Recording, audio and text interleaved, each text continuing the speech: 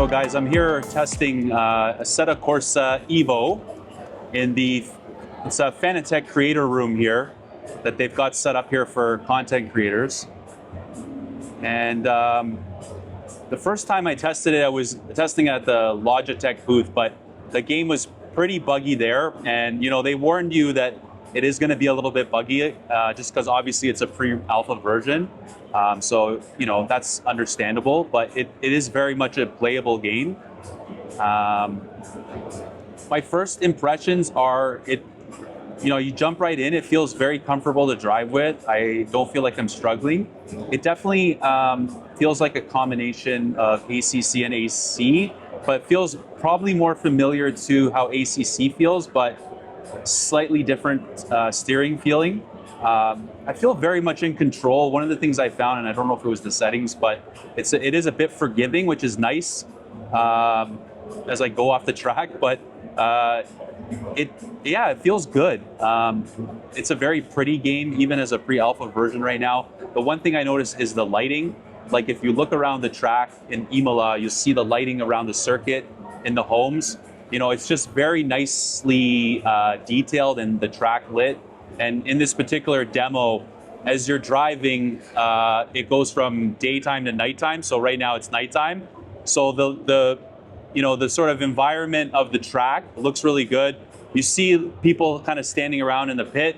So just these little details, I know they're not as important when racing, but I think it's a very good looking game so far. And if this is just the pre-release version, and I don't know what hardware it's on, or how much it's going to push the graphics, but like right now going into this corner, like it feels really fun. It feels really good. It feels familiar, but new at the same time, I think. So they have a couple of demos here that people can try. See right there, I was able to save that turn as I oversteered a little bit too much. But I think, so they have 3 demos here. This one I'm in right now is a Porsche 911 GT3 Cup car. And then they also have you can drive the Alpine A110, I believe. And then I think you can also drive the Hyundai i50N hatchback. So this is obviously familiar to ACC in terms of the car and handling, and obviously in a more GT3 type situation. But the road cars feel really good too.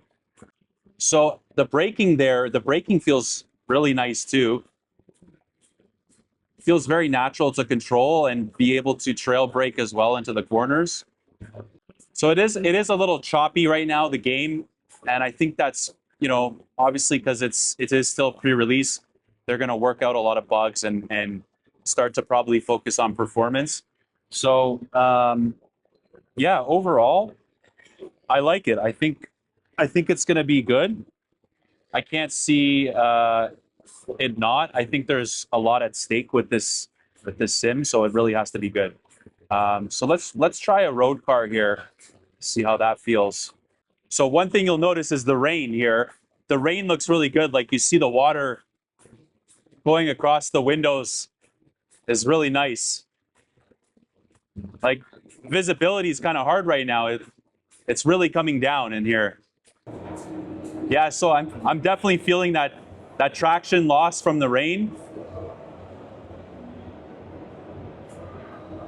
I don't know exactly how their rain works on the surface, whether it pools to certain areas, but yeah, I'm definitely fighting to keep the car straight here in the rain, which is really fun. Yeah, I mean, hey, I'm having fun and I've been doing it for 10 minutes, right? So that's a good sign. And I think, if they get the performance issues going, I think I'm happy, really happy to see a new AC game, road cars, and in a proper sim. You have right now Forza Motorsport and Forza Horizon, but those are not sims to me. They're fun games, not knocking anyone that enjoys playing them, but this feels like a sim experience, just the way the wheel feels, the way the braking and everything works. And so yeah, I'm super excited about this. They've got a ton of licenses already that they've secured, but I believe there's going to be more announcements soon on licensing. So I think, you know, everyone's going to have their favorite car in this sim, hopefully. And yeah, I wanted to be very carefully optimistic going into this, and more for myself as a sim racer. I just don't want to be disappointed, and I think you can all relate with that. But I think if this is a pre-alpha, I think we're going to be in a good place. Oh, don't judge my driving. There's one thing I can't do is talk and drive at the same time, and that's why I don't do streaming. But yeah, I mean, for me, I'm really looking forward to trying this on my equipment at home, on my rig where I'm comfortable. Obviously on this Fanatec base, it does feel very good on this Fanatec DD. And as well, there's CS, I think I'm on the V3 pedals, which I'm familiar with because I started sim racing on the V3 pedals. But yeah, once I get it home, the other thing I would like to see is the triple screen. I haven't seen a demo of this game here on triple screen. So I could be wrong, but I haven't seen it yet. So I'm curious to see how the triple screen works, but on an ultra wide here, it does look really nice. You know, I've got a good perspective. The FOV feels a little bit off right now, which is fine. But like I said, when I get home, when this comes out, I'll be doing testing and reviews with it and making some content, trying it on different hardware. See the braking in the rain there, the car locking up, it's very realistic. So I have to shout out my buddy here, Ian, from Ready Set Sim. He's helping me with the filming today a little bit.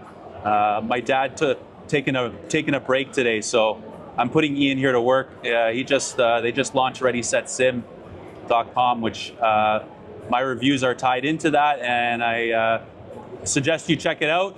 They're working on improving lots of things, but already it's looking very good. If you're looking for recommendations on, you know, what to buy for sim racing, it's a really good service. I think it's really cool to see. We haven't seen something like this before. So, and you can watch my reviews and ratings on there as well on the different hardware. So this is Mount Panorama. If you're not familiar with the circuit in Australia, this is a very challenging part of the track, going down this slope and chicane, especially in the rain. I'm being very careful not to overdrive the car here. But yeah, see, like, I just immediately went to turn too sharp, and the car slid in. So the rain is it's not too challenging. Like, it doesn't feel like iRacing rain. It feels like manageable. Once I sort of figure out the boundaries of this car, it's very, very drivable. But there's a challenge to it that is also fun at the same time right now in the rain. And you can see the puddles here as the rain looks like it's moving. So here, there's more water here, and I'm feeling traction loss there. So if I go to the racing line, you just go off. Once you really start paying attention and really trying to control the car here in the rain, it's a lot of fun. It's a lot of fun to really so a lot of water pooling here down the hill. You can actually see, it may be hard on camera, but I can see water under the hills here, like right here. And when you hit that, see, I hit that accumulation of water, and the car just like almost hydroplaned. So that is really impressive, honestly. That's really impressive. Here you can see the water here on the sides, and you want to stay away from that. Oh boy. Yeah. It's tough, but it's fun.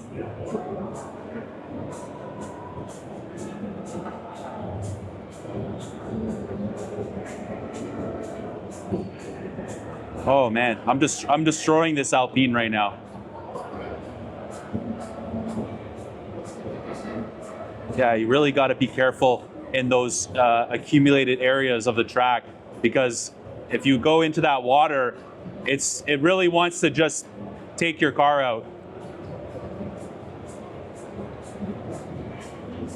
So I think graphically, the important thing is going to be the settings. You know, at lower settings, am I going to be able to see the difference in the detail of the water? You know, in iRacing, there's the SSR mode, which if you run it off, it's a little bit harder to see details like that. So I think like if you're able to sense those details or be able to see those details with good graphic settings in the rain, that might be something that will to take into consideration. We'll have to see. But let's see, we have some more time. Let's just try the last demo of the Hyundai. The rain looked good. Yeah. Did you see those puddles? Oh yeah. Come down the hill, and it just like, you feel like, you know, in real life when you hit a big puddle in your car, Your heart drops because you feel it sort of loose. That's exactly what I'm feeling in here right now. That iRacing, I feel like. No, like that's what I was saying. Like the rain it's challenging enough that it's like immersive, but not too hard that it's like you give up. Because I know some people would give up on iRacing's rain really quickly. I felt like that too. Like I was really bad in the rain. I'm still bad in the rain in iRacing. I think I'm getting better, but with this, like it's because I'm talking as well. But if I was really dialed in, I could see myself being able to like not master it, but like be competent in it. You handle the dipper pretty well. Yeah. Actually. So let's try this is a Hyundai, I think it's the i50. So this is gonna, you know, I think we got a dry circuit here. I'm not, yeah, it looks dry. It kind of looks like the circuit, maybe it looked like it did rain. It's hard to tell. So it might be slippery, let's see. So this car feels very different than the last. You know, it's just not as sporty and nimble as the A10. It's front wheel drive, I think.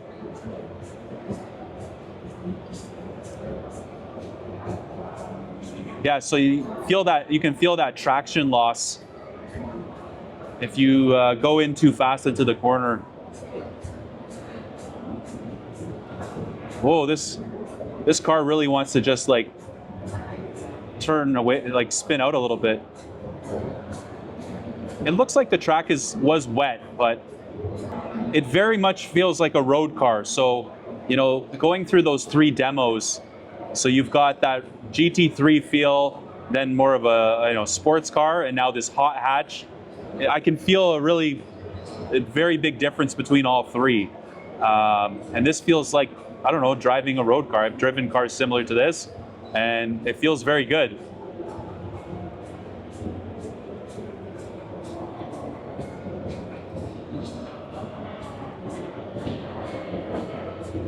Again, the graphics inside look good, like even the fingers of the driver here. I mean, I would probably turn the wheel off in the game and, you know, in my sim for immersion, but I mean, they look pretty cool.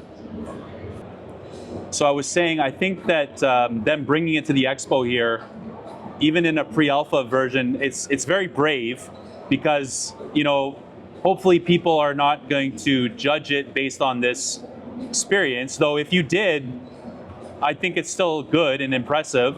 But to be able to get the feedback from different people in the industry, I mean, in hardware manufacturer reps here and owners, creators like myself, streamers. There's a lot of esports people here that drive way more than I do and much faster. To get, you know, some of that feedback and hopefully take that back to the studio, and maybe they are able to fine tune some things more a little bit, right? But yeah, right now in this form, I'm really enjoying it. Like I'm having fun, and it's actually making me look forward to it even more now. To be able to try this at home. The driving experience on this Fanatec wheelbase is much better than the Logitech one that what I drove. This is obviously a more powerful wheelbase, and yeah, it just feels better on this setup. It is somewhat forgivable a little bit, but yeah, that happening is it's very much a sim. You still really need to pay attention to what you're doing, and if you overdrive the car, you're gonna end up in the side of the track. But it forces you to really, the game right now is forcing me to really engage and to really pay attention and to, you know, kind of finely drive the car. Even in this road car, you know, you have to be careful not to push it too much. So yeah, final thoughts, I guess. I think very impressive for an early demo. It's very clearly not ready. There's definitely some things that I've noticed. One of the first demos that I tried, it was extremely choppy. The frames were really messed up, and yeah, so easy to lose control there. But yeah, it's there's definitely some things to work out, which I'm sure they will. But yeah, graphically it looks good. I would say it's close to ACC, but slightly more upgraded a little bit. You know, the big question everyone has is modding. What I've been told is that in the first release, in the first version, they're not going to be kind of supporting mods, but they're going to enable sort of a platform where they'll be able to allow creators to release mods, but under certain licenses. So I think it sounds like, and I mean, it sounds like there's going to be a little more control to the modding as opposed to the way it is now with the current version, because really they have zero control over the current version in terms of the mods that are be adding. So, but I think they know that the modding community is very important.